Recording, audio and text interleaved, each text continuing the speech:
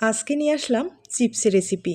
কোনো রকম ঝামেলা ছাড়া সহজ উপায়ে এই চিপসগুলো তৈরি করা যাবে। বাজারের কিনা চিপসের চেয়ে কোনো অংশে কম হবে না।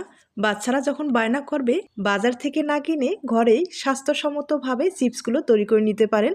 বাচ্চারাও খুব খুশি হবে। তাছাড়া এই চিপসগুলো দীর্ঘদিন পর্যন্ত সংরক্ষণ করে খাওয়া যাবে। আমি এখানে 150 গ্রাম ময়দা ব্যবহার করলাম, স্বাদ মতো লবণ আর একবারে নরমাল জল দিয়ে একটা পাতলা বেটার তৈরি করে নিলাম। ময়দার পরিবর্তে আটাও ব্যবহার করা যাবে।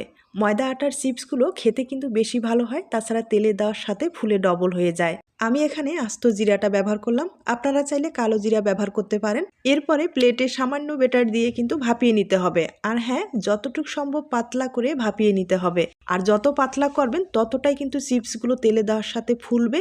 তাছাড়া রোদ্রে কিন্তু শুকাতে সমস্যা হবে না। তবে সবচেয়ে ভালো হয় স্টিলের প্লেটে সামান্য বেটার নিয়ে কিন্তু ভাপিয়ে নিতে পারেন। আর এগুলো ভাপ দিতে বেশি সময় লাগে না, 30 সেকেন্ড অথবা 40 সেকেন্ডের মতো ভাপিয়ে নিলেই হয়ে যাবে। এরপরে কাঠের টুকরো দিয়ে এভাবে কিন্তু আপনারা রোল করে নিতে পারেন, মানে লম্বা করেও তৈরি করে নিতে পারেন অথবা ছোট করেও তৈরি করে নিতে পারেন। আমি কিন্তু অনেকগুলো তৈরি করে নিলাম, একবার দেখিয়ে দিচ্ছি। এরপরে রোদ্রে শুকিয়ে নেব।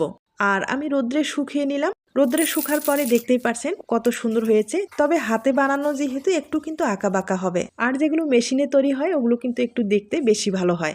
তবে দেখার এখানে কোনো পার্থক্য নেই, ফুলবে কিন্তু ডবল, বুঝতেই পেরেছেন। ভালো লাগলেই ট্রাই করে দেখতে পারেন।